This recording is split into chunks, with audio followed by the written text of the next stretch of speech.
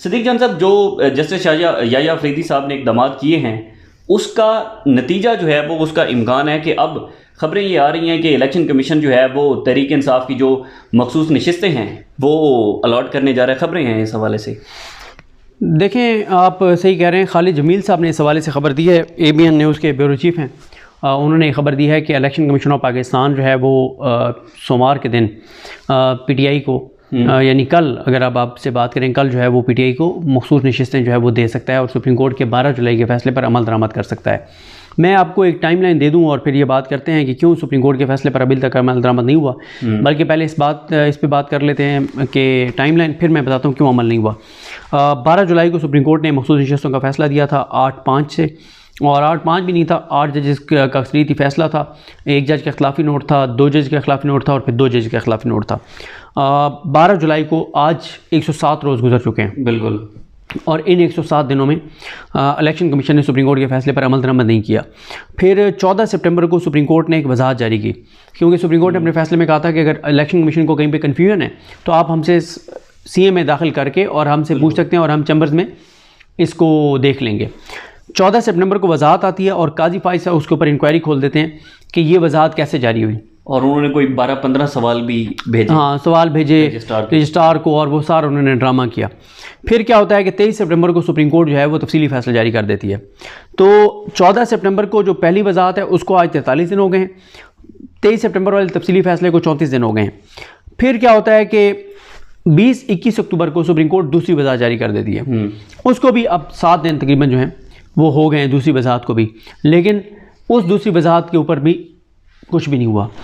अब इस दौरान एक और चीज़ हुई, और वो ये हुई कि सुप्रीम कोर्ट के हवाले से बहुत सख्त खबरें चलवाई गई ज़राए से, इलेक्शन कमीशन के ज़राए से।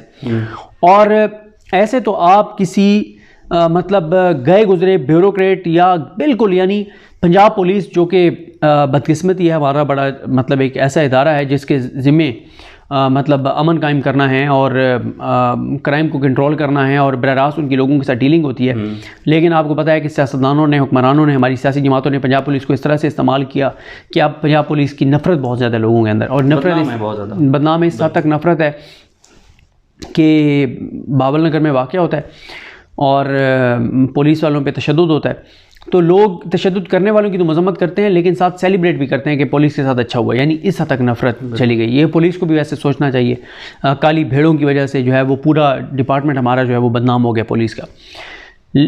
इस तरह की चीज़ें आप पंजाब पुलिस के बारे में भी नहीं चलवा सकते जो सुप्रीम कोर्ट के बारे में इलेक्शन कमिश्नर ने और इलेक्शन कमीशन ने ज़राए से चलवाई। बिल्कुल, बहुत बिलो द बेल्ट। क्या वजह थी? इलेक्शन कमीशन को किसने इतना मुँह जोर किया था, इतना बेलगाम किसने किया था कि सुप्रीम कोर्ट को तुम जूते की नोक पे रखो और उसकी तजलील और तज़हीक करो? मसूल शाह साहब, काजी फाइज साहब ने, गुंडे ने, वो बदमाश था, गुंडा था जिसने ये सारा कुछ किया, घटिया और मकरू इंसान ने। और उसने इलेक्शन कमीशन को बहुत ज़्यादा सपोर्ट किया कि 8 फरवरी की इलेक्शन की धांधली के पीछे वो था, और फिर उसके बाद मैंडेट चोरी को बरकरार रखने के पीछे वो था। फिर उसको ये भी डर था कि कहीं मैंडेट PTI को वापस ना मिल जाए और चोरी चिकारी खुल ना जाए। तो फिर काजी ने क्या किया था कि उसने ट्रिब्यूनल्स को काम से रोक दिया। फिर उसने ट्रिब्यूनल्स वाला फैसला दिया, अली नीलम साहब के पास मामला भेजा, अली नीलम साहब ने मलिक शहजाद अहमद खान साहब के दिए गए 4 नाम सरेंडर कर दिए और वो सारी चीज़ें। फिर उसके बाद आप ये देखें कि 2 जजेस ने तो सुप्रीम कोर्ट के फैसला लिख दिया था इख्तलाफी नोट में, अमीरुद्दीन खान साहब ने और नईम अख्तर अफगान साहब ने, कि सुप्रीम कोर्ट के फैसले पर अमल दरामद ना किया जाए। बिल्कुल। फिर यही बात काजी फाइज साहब ने भी कह दी, और इसीलिए फिर मसूल शाह साहब ने उनको बेशरम इंसान भी कहा था। तो ये इस सारी सूरत हाल में इलेक्शन कमीशन, ज़ाहिर है इलेक्शन कमीशन के साथ ही पूरा निज़ाम खड़ा था, और इलेक्शन कमिश्नर जो है सिकंदर हुसैन राजा, वो तो 27 जनवरी को उसने रिटायर होने, उसको एक ये भी होप थी कि अगर मैं ये मैंडेट चोरी बरकरार रखता हूँ और PTI को नशिस्तें वापस नहीं जाने देता, तो फिर उनको ये था कि हुकूमत आईनी तरमीम करके और मुझे दोबारा लगा देगी, और ये उनको होप थी, या अगर नहीं भी लगा सकेंगे तो कम अज़ कम मुझे बैरून मुल्क कोई अच्छी नौकरी जो है वो ये निज़ाम दिलवा देगा। और 2 मेंबर्स ने, और सिकंदर हुसैन राजा ने, उन्होंने रिटायर होना है 27 जनवरी को, जनवरी में ही, मतलब या रिटायरमेंट करीब है। सिकंदर हुसैन राजा की दोबारा 27 जनवरी है, उनकी भी 27 जनवरी है या आगे पीछे है। 2 ने अभी 3 साल और रहना है। तो जिन्होंने रहना है उनमें से एक मेंबर के बारे में बताया जाता है कि उन्होंने बगावत की और उन्होंने कहा जी हमें मखसूस नशिस्तें PTI को दे देनी चाहिए, लेकिन खैर वो भी आखिरी वक्त तक अपने पाँव पर नहीं खड़े हुए, और वो भी फिर अल्टीमेटली इस पे गए कि रिव्यू दायर कर दिया गया। अब रिव्यू पेंडिंग है। लेकिन 13 जनवरी के जजेस के फैसले पर अमल दरामद भी नहीं हुआ। अच्छा, एक असूल ये है, कानून ये कहता है, आइन ये कहता है, सुप्रीम कोर्ट के कायदे ज़ाब्ते ये कहते हैं कि सुप्रीम कोर्ट जब भी कोई फैसला दे देगी तो उसको मानने के तमाम इदारे जो हैं वो पाबंद हैं। लेकिन अगर सुप्रीम कोर्ट में रिव्यू दायर हो जाए तो ये कोई ग्राउंड नहीं है कि आप कहेंगे क्योंकि रिव्यू हमने दायर कर दिया तो अब हम सुप्रीम कोर्ट के फैसले पर अमल दरामद नहीं करेंगे। ये कोई ग्राउंड नहीं है। हाँ। जब तक सुप्रीम कोर्ट अपने फैसले को मुअत्तल ना कर दे, या एक बेंच ने फैसला दिया और उससे बड़ा बेंच उस फैसले को मुअत्तल ना कर दे, तब तक आपको उस फैसले पर अमल दरामद करना है। आपके पास कोई ऑप्शन नहीं है। लेकिन नहीं किया गया, और वजह यही है कि वो जो गुंडा बैठा था, घटिया इंसान, उसने कहा कि ना अमल दरामद करो। अब जो हुआ है वो, एक तो आप देखें कि जो पहले दिन ही याहिया अफरीदी साहब के जो इस वक्त रवैया और मिजाज सामने आया है, वो ये बताता है कि वो सुप्रीम कोर्ट की इज़्ज़त, हुर्मत और वक़ार को बहाल करने जा रहे हैं। और फिर इसी तरह से सुप्रीम जुडिशल कौंसिल के उन्होंने इजलास भी बुला लिया। हाँ। उसमें सिकंदर उस्मान राजा और इलेक्शन कमीशन के मेंबरान के ख़िलाफ़ एक पेंडिंग है, एक रेफरेंस भी पेंडिंग है, वो भी चीज़ें हैं। तो अब इनको, और फिर याहिया अफरीदी साहब जो सख्त चीज़ें कर रहे हैं, उन्होंने अपने स्टाफ को भी सख्ती से कहा कि कोई चीज़ लीक ना हो। अब मेरा ख्याल है कि इलेक्शन कमीशन को ये अंदाज़ा हो गया है याहिया अफरीदी साहब के मूड का। अब ये हो सकता है कि इलेक्शन कमीशन जो है वो अमल दरामद कर दे और मखसूस नशिस्तें PTI को अलॉट कर दें। अच्छा, फिर एक चीज़ ये भी है ना कि अब वो मखसूस नशिस्तें अलॉट कर भी दें, तो आईनी तरमीम तो वही है जो इन्होंने करवा ली है। लेकिन वो मैं यहीं पर आने वाला था कि आगे 27वीं आईनी तरमीम के बारे में जो बातें चल रही हैं, जो कि बहुत सारे अभाम को दूर करेंगी, जो 26वीं आईनी तरमीम थी, तो अगर इलेक्शन कमीशन नशिस्तें अलॉट कर देता है तो फिर तो नामुमकिन है 27वीं आईनी तरमीम करने की। नहीं, उन्होंने देखें 2 तारीख पूरी करनी है ना, 225 उन्होंने बंदे पूरे करने हैं। हाँ। तो 225 बंदे तो उनके पास पूरे हैं, 225 बंदे तो उनके पास पूरे हैं ना, वही हैं 225 बंदे पूरे जिनके साथ अभी उन्होंने आईनी तरमीम किया। हाँ, मौलाना साहब कह रहे हैं कि वो साथ नहीं देंगे, 8 वोट उनके नहीं हैं, लेकिन मौलाना साहब अब किस हद तक खड़े रहते हैं ये आने वाला वक्त बताएगा।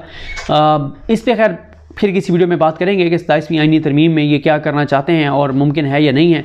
लेकिन मेरा ख्याल है कि काजी फाइज ईसा के जाने के साथ ही जो हाई कोर्ट्स हैं वो भी इंडिपेंडेंटली बिहेव करेंगी, वो भी अब आइन और कानून के मुताबिक चलेंगी। तो मेरा ये ख्याल है कि इस सारी सूरत हाल में इलेक्शन कमीशन को एक खौफ होगा कि याहिया अफरीदी साहब जो है वो कुछ सख्त एक्शन ही ना ले लें। और फिर इसमें एक चीज़ ये भी है ना कि देखिए, असल तो मामला जो भी है अब PTI में ख्याल है कि कंटेम्प्ट में भी जाएगी। पहले भी एक दरख्वास्त दी हुई थी, अब दोबारा वो जाएंगे, दोबारा वो पिटिशन और ये सारी चीज़ें करेंगे। और 2 जजेस उस कमेटी में ऐसे हैं जो उस फैसला देने वाले हैं, मंसूर अली शाह साहब और मुनीब अख्तर साहब। अच्छा, PTI बहुत से केसेस के हवाले से वेट कर रही थी जिसमें उन्होंने अर्ली हियरिंग की एप्लीकेशंस देनी थी। वो PTI ये कोशिश कर रही थी कि किसी तरह से काजी का दौर ख़त्म हो, फिर हम अर्ली हेयरिंग की जो है वो दरख्वास्तें डालेंगे। और अब PTI आप देखेंगे कि वो तमाम केसेस जो नहीं लग रहे थे वो उसमें तमाम अर्ली हेयरिंग की दरख्वास्तें डालेंगे। और अब चीज़ें होंगी, अब वो चीज़ नहीं होगी कि जिस तरह से काजी साहब बेशर्मी और ढटाई के साथ जो है वो लगे हुए थे और कोई केस PTI के नहीं लगा रहे थे, अब लगेंगे केसेस। और एक ऐसी सुप्रीम कोर्ट जो इस वक्त मुतहिद सुप्रीम कोर्ट है, वो बहुत ख़तरनाक है इस निज़ाम के लिए। कि देखें ना कि काजी फाइज ईसा के वो जो 2 उनके अनमोल रतन हैं जिन्होंने कहा था कि आप फैसले पर अमल दरामद ना करें, अब वो भी आप देखेंगे कि वो भी अब इस बात से पीछे हटेंगे। उनके लिए वह मुमकिन नहीं रहा। वो तब तक वो भी चीज़ें कर रहे थे जब तक काजी फाइज से जैसा गुंडा बैठा हुआ था। तो अब क्योंकि गुंडा नहीं रहा तो अब मेरा नहीं ख्याल कि उसके साथ ही वो चीज़ें वो करेंगे जब उनको पता है कि अब अक्सरियत, अच्छा अक्सरियत उस वक्त भी थी जजेस की। इसी वजह से है कि देखें ना, काजी ने 13 जनवरी वाला रिव्यू नहीं लगाया। हाँ। क्योंकि 13 जनवरी वाला रिव्यू लगाते तो चीज़ें बिल्कुल हाथ से निकल जानी थी। फिर ये जो जजेस थे ये भी 25 अक्टूबर का वेट कर रहे थे कि ये दफ़ा हो, तो फिर हम जो है इस हवाले से हलचल करेंगे कि इसको कंटेम्प्ट प्रोसीडिंग स्टार्ट करनी चाहिए या रिकमेंडेशन भेजें कि सुप्रीम जुडिशल काउंसिल में। ये बात ध्यान में रखें कि केसेस फिक्स करने वाली कमेटी में भी वो 2 जजेस हैं, मंसूर अली शाह साहब और मुनीब अख्तर साहब, जिन्होंने ये फैसला दिया है। और सुप्रीम जुडिशल काउंसिल में भी यही 2 जज हैं। हाँ। याहिया अफरीदी साहब के साथ जो सुप्रीम जुडिशल काउंसिल, क्योंकि इस पर भी बहुत बात हुई थी कि अगर इलेक्शन कमीशन एक जो कि आईनी इदारा है, अगर वो अमल दरामद नहीं करता सुप्रीम कोर्ट के फैसले पर, तो उनके खिलाफ कार्रवाई सुप्रीम जुडिशल काउंसिल में होगी या कंटेम्प्ट प्रोसीडिंग होगी। इसके ऊपर भी सवाल था। तो मेरा ख्याल है आप देखेंगे कि चीज़ें बड़ी जो है वो तेज़ी से आगे बढ़ेंगी। अब मेरा ख्याल है कि खालिद जमील साहब की जो खबर है उसके मुताबिक बिल्कुल हो सकता है कि इलेक्शन कमीशन सुप्रीम कोर्ट के 13 रुकनी बेंच के फैसले पर जो 8 की अक्सरियत से फैसला था उसके ऊपर अमल दरामद कर दें। बहुत शुक्रिया जी। सिद्दीक जान साहब हमारे साथ मौजूद थे। चीफ जस्टिस याहिया अफरीदी के हल्फ उठाने के बाद यकसर चीज़ें जो है वो हमें तब्दील होती दिखाई देती हैं और आइंदा का जो मंजरनामा है वो भी हमें तब्दील हुआ दिखाई देता है। जैसा कि ये खबर है कि अगर इलेक्शन कमीशन तहरीक इंसाफ को उनकी मखसूस नशिस्तें अलॉट कर देता है तो बहुत सारी मज़ीद इस हवाले से डेवलपमेंट्स होती रहेंगी। हमें इजाज़त दीजिए, अल्लाह हाफ़िज़। ये जो सवाल है कि गाजी फ़ाइज़ ईसा साहब को तारीख़ में कैसे याद रखा जाएगा, ये एक ऐसा सवाल है जिसके ऊपर एक घंटे तक बात की जा सकती है। बहुत सारी चीज़ें हैं, लेकिन मुझे तो अल्फाज नहीं मिल रहे कि कौन से ऐसे अल्फाज हैं जो शदीद तरीन अल्फाज जो हैं वो इस्तेमाल किए जा सकें। एक ऐसा शख्स जो इंतहाई बददियानत था, एक ऐसा शख्स जिसने जबर, फस्तायत, बर्बरियत, जदीदियत की इंतहा कर दी। एक ऐसा शख्स जिसने किसी चीज़ को नहीं छोड़ा, यानी जिसके दौर में, मुझे बताएं किस चीफ जस्टिस पाकिस्तान के दौर में 2 जजेस से इस्तीफ़ा लिया गया हो गन पॉइंट पर? किस चीफ जस्टिस के दौर में 2 जजेस को घर जाने पर मजबूर किया गया हो, जैसे एजाजुल एहसन साहब गए और जैसे मज़ाहिर अकबर नकवी साहब गए हों? किस जज ने कौन सा ऐसा चीफ जस्टिस बना जिसकी अपनी प्रॉपर्टीज अनडिक्लेयर्ड थी, जिसके अपने असास जायदादें अनडिक्लेयर्ड थे? कौन सा ऐसा जज था जो इतना बददियानत था कि वो अपने फैसलों से मुतजाद जाता रहा? कौन सा ऐसा चीफ जस्टिस था जिसने अपनी अदलिया को इतना बेवकूफ़ किया? कौन सा चीफ जस्टिस था जिसने हुकूमत को, इदारों को कहा कि मत मानो मेरी अदालत के फैसले? कौन सा वो चीफ जस्टिस था जिसने चोरों, डाकुओं, लुटेरों को, और पूरी दुनिया में कवानीन सख्त हो रहे हैं, उसने कवानीन सख्त करने के बजाय जो चोरों, डाकू, लुटेरों की तरमीम थी उनको बहाल कर दिया? कौन सा चीफ जस्टिस है जिसने अपने इदारे को बिल्कुल उसकी, वो हमारे दोस्त वसीम मलिक दुरुस्त कहते हैं कि काजी साहब ने बाहर एक इंसानी हकूक का एक वो कोई ड्रामा रचाया है जिसका इफ्तिताह भी उन्होंने किया। वो काजी फ़ाइज़ ईसा साहब जो हैं वो पहले वसीम मलिक कहते थे कि मैं ये समझता था कि ये इंसानी हकूक की कबर खोद रहे हैं। नहीं, उन्होंने सुप्रीम कोर्ट की कदर खोदी। फिर उन्होंने अपने हर मोहसिन की पीठ में छुरा घोंपा। उनको मंसूर अली शाह साहब ने बचाया था जब उनके ये एहसास व जायदादें पकड़ी गई थी। उसी मंसूर अली शाह के साथ क्या किया? जिस बाबर सत्तार ने दलाइल दिए थे उस बाबर सत्तार साहब के साथ क्या किया? जो फैसल सिद्दीकी उनको बचाने वाला था उसके साथ उन्होंने क्या किया? और उन्होंने किस किस मोहसिन की पीठ में छुरा नहीं घोंपा? वजह क्या थी? मफाद, ज़ात, अपनी ज़ात से आगे वो नहीं निकले और अपनी, वो जो कहते हैं ना कि एक पाव गोश्त के लिए पूरा ऊंट ज़िबा कर देना, उन्होंने अपने एक पाव गोश्त के लिए, अपनी एक्सटेंशन के लिए, अपनी नौकरी के लिए, अपनी मुलाजमत के लिए पूरे पाकिस्तान के साथ जो किया है ये दहाइयों तक याद रहेगा, ये अगले 100 साल तक याद रहेगा। और अल्लाह ना करे कि पाकिस्तान की आइंदा तारीख में कोई ऐसा बददियानत शख्स, ऐसा गुंडा, ऐसा बदमाश जो है जो वो चीफ जस्टिस बने, जो अपनी जो है बर्बरियत, और पाकिस्तान में किस चीफ जस्टिस के दौर में इतनी इंसानी हकूक की पामालियाँ हुई हैं जो काजी फ़ाइज़ ईसा के दौर में हुई हैं? किस चीफ जस्टिस के दौर में अदलिया को इतना बेवकूफ़ हुई है जो इनके दौर में हुई है? इन्होंने बंदियाल साहब के दौर में अदलिया को तकसीम किया, बंदियाल के साहब के दौर में इन्होंने ग्रुप बना के, और इन्होंने अदलिया को बंदियाल साहब के दौर में इन्होंने ग्रुप बना के और सुप्रीम कोर्ट को बिल्कुल बेवकूफ़ कर दिया, उनको काम नहीं करने दिया। और मंसूर अली शाह साहब जो है ना, उनके लिए भी लम्हा फ़िक्री है। देखें, उन्होंने इस बददियानत शख्स को बचाया था जिसकी जायदादें पकड़ी गई थी, उन्होंने इसका एहतसाब नहीं होने दिया था। मंसूर अली शाह साहब उस वक्त अदलिया को कमज़ोर करने वालों में शामिल थे। मंसूर अली शाह साहब मज़ाहिर अकबर नकवी साहब को घर भेजने पर मजबूर करने वाले जजेस में शामिल थे।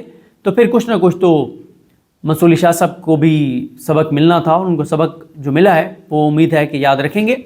उनको अपनी गलतियों पर माफ़ी मांगनी चाहिए, उनको को नोट लिखना चाहिए, उनको बताना चाहिए कि उन्होंने कैसे काजी फ़ाइज़ को बचाया था, कौन कौन उस सब के पीछे था, कि काजी की जब पकड़ी गई जायदादें और उनकी बीवी बच्चों की, और वो कैसे फिर उनको बचाया गया था। तो अल्फाज, पता नहीं क्या अल्फाज होने चाहिए, मतलब गुंडा, बदमाश, ये भी बड़े छोटे लफ्ज़ लगते हैं काजी फ़ाइज़ ईसा के सामने।